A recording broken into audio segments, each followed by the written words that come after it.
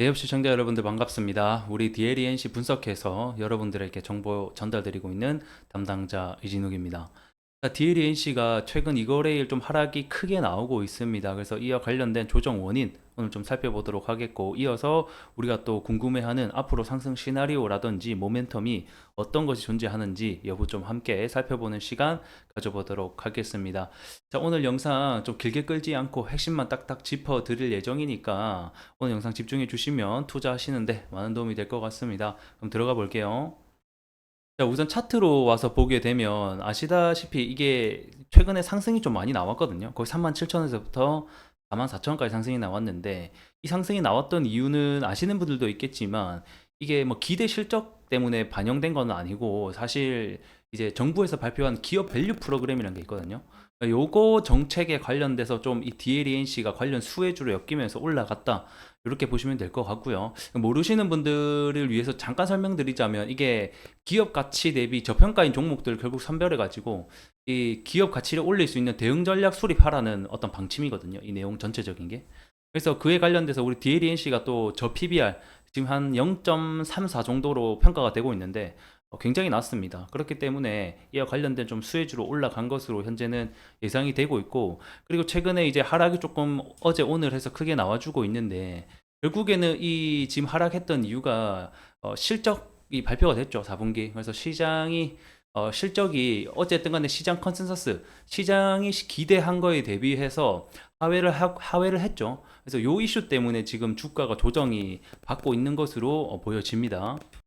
실적이 일단 발표가 됐는데, 저는 사실 어느 정도 예상했거든요. 모든 지금 건설주가 실적이 사실은 안 좋습니다. 아시겠지만 이 건설주가 이 금리와 그 영향을 좀 많이 받고, 지금 착공 사이클이라든지 착공 물량 역시 많이 줄였기 때문에 어느 정도 예상이 되어 있던 결과치라고 저는 보여지는데, 근데 이제 결국 DLNC가 실적에 대한 기대치를 좀 많이 업그레이드 부풀려 놨기 때문에 결국에는 이렇게 좀 주가 조정이 나오지 않나라고 좀 생각이 들고, 실적이 안 좋게 나온 배경에 대해서 좀 간략하게 살펴보자라고 하면, 자, 우선 이 플랜트 부분에서 이익률에 대한 추정을 좀 크게 했었거든요. 근데 이 부분을 결국 기대치를 못 미친 부분들이 좀 가장 크고, 또 예상을 했겠지만 이 주택 부분에서 실적이 많이 둔화가 되었습니다. 그래서 그 부분을 좀 자세하게 파보자고 하면, 이번에 영업이익 자체가 거의 22%나 하회를 했거든요. 이 매출액 같은 경우는 컨센을 상회를 했는데, 어쨌든 간에 이 지금 우리가 제일 중요하게 보는 거는 영업이익이다 보니까 이 영업이익에서 많은 하락을 보여줬다. 이 이유는, 가장 큰 원인은 아무래도 원가율에 있겠죠. 이 원가율에 지금 현재 DLNC가 약 90%에 지금 도달해 있고, 이 원가율 관련해서는 또 모르시는 분들도 많이 계실 것 같은데, 이 부분은 좀 얘기를 하면 굉장히 길어지기 때문에 제가 따로 좀 영상을 찍어가지고 우리 DLNC에 대한 원가율 얘기 좀 구체적으로 찍어볼게요, 다음에. 그래서 이 부분은 좀 간단하게 일단 우선 봐주시면 될 것 같고, 그래서 결국에는 원가율에 대한 문제와, 그리고 영업 외로 이제 외환 투자, 그 외환 손실이 좀 있거든요. 이 외환 손실과 이 투자 평가 손실이 지금 한 640억 정도로 잡히면서, 이러한 부분들이 반영된 것도 역시 영업이익에 우리 실적이 안 나오게 된 원인으로 또 파악이 되고 있습니다. 어쨌든 간에 그런 이유로 지금 하락이 나오고 있는데, 제가 봤을 때는 여기 36,000원에서부터 38,000원 구간, 그리고 37,000원 구간, 이 구간이 현재는 1차적인 지지선이거든요. 그래서 제가 봤을 땐 여기 37,000원 구간을 솔직히 이게 깨가지고 이런 식으로 내려간다라는 것은 아직까지는 조금 시기상조인 것 같고, 우선 37,000원을 잘 지켜주는지 여부가 우리가 좀 함께 봐야 될 중요한 포인트인 것 같습니다. 그래서 아마 제 생각에는 이 부분을 잘 지켜줄 것 같아요. 그래서 지금 당장에는 실적이 어쨌든 간에 좀 기대치 못 미쳐서 하락이 나오게 됐는데, 이 디렌시가 사실 상승할 수 있는 이유는 굉장히 많거든요. 이 제가 봤을 땐 이 모든 그 건설사들이 많이 있겠지만, 이 DLNC가 원가율 부분에 있어서도 다른 건설사 원가율이 거의 94%, 95% 육박하는데, 지금 DLNC 같은 경우는 사실 90%로 가장 낮은 수치거든요. 그리고 또 뭐 이제 실적 가이던스를 보게 되면 내년에 뭐 80%까지 내리겠다라고 이제 추정은 되어 있는데, 사실상 이번 연도 안에서는 사실 90%를 80% 낮춘다, 이건 제가 봤을 때 좀 힘들 것 같고, 이번에 지금 남아있는 24년도 착공 물량이 내년이, 그러니까 23년도에 착공 물량이 직접적인 매출과 연결되는 이 착공 사이클 물량이 20만 호 정도인데, 지금 24년도가 19만 호로밖에 안 잡혀 있거든요. 그러니까 사실상 작년보다는 더 낫다라는 거예요. 그러니까 결국에는 이런 부분은 결국 실적에 반영될 수밖에 없고, 그래서 올해 상반기까지는 제가 봤을 때는 좀 주가 조정과 바닥 다지기에 대한 구간이 펼쳐질 것 같은데, 올해 하반기부터 이 금리 인하가 예정되어 있고 25년도부터 착공 사이클과 물량이 전부 다 올라가거든요. 회복세가 되어질 것으로 지금 예측이 되고 있기 때문에 올해 24년도 하반기부터 본격적인 다시 한번 재상승이 나오지 않을까, 현재는 그렇게 조금 전반적으로 예상이 되어 있습니다. 자, 그래서 이 DLNC의 상승 모멘텀, 일단 단기적으로 지금 가장 가까이 남아 있는 것은 아무래도 기업 밸류 프로그램 도입이겠죠. 정부가 이 기업 밸류 프로그램 도입 관련해서 2월 중으로 현재 발표가 예정되어 있기 때문에 이 DLNC가 최근에 주주 환원과 더불어서 이 저평가 구간으로 지금 현재 평가가 되고 있습니다. 그래서 PBR도 한 0.3배밖에 안 되고, 이 주주 환원 정책도 지속적으로 현재 실시하고 지금 우리 유통 물량도 소각한다라고 하고 있잖아요. 그렇기 때문에 이에 관련된 수혜는 저는 당연히 받을 것으로 보여집니다. 그래서 이제 또 추가로 보게 되면 이 PBR 관련해서 코리안 프라임 지수라고 해서 그 ETF가 현재 출시될 것으로 예정이 되어 있거든요.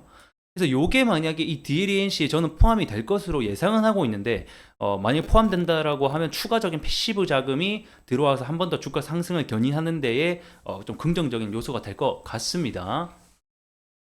자, 그리고 실적 부분에 있어서 보게 되면 일단은 우리 DLNC가 24년도 추정 가이던스를 좀 보게 되면 내년 착공 물량 증가와 함께 23년 대비 매출 11% 그리고 영업이익을 약 44% 증가율을 할 것이다라고 어느 정도 발표를 했는데, 사실상 이 부분은 뭐 봐야 되는 부분인 거고, 제가 봤을 때는 내년 상반기까지는 아직까지는 조금 시기상조이지 않을까, 좀 그렇게 생각이 들면서 제가 봤을 때 올해 하반기부터 실적이 본격적으로 좀 턴어라운드 할 수 있지 않을까, 현재는 그렇게 예상이 되고 있습니다. 그래서 이 실적 부분 관련해서도 제가 오늘 영상이 길어지겠지만 이 DLNC 앞으로 좀 추적해 나가면서 구체적인 숫자와 좀 지표들을 통해서 여러분들에게 알려드릴 수 있도록 할게요. 오늘 좀 전반적으로 이런 내용이다, 좀 전체적으로 이렇게만 좀 알아주시면 좋을 것 같고요. 어쨌든 간에 이 DLNC가 그렇게 좀 실적 발표에 대한 추정치를, 가이던스를 제시한 걸 보니까 결국에는 이 회사가 얘기하고 싶은 거는 이 원가율 개선을 할 수 있다라는 것 같거든요. 그래서 이 회사가 원가율 개선에 대한 자신감을 좀 보여주고 있으니까 이 부분은 좀 긍정적인 요소로 결국에는 주가가 상승하는데 한 번 더 동력이 될 것 같습니다.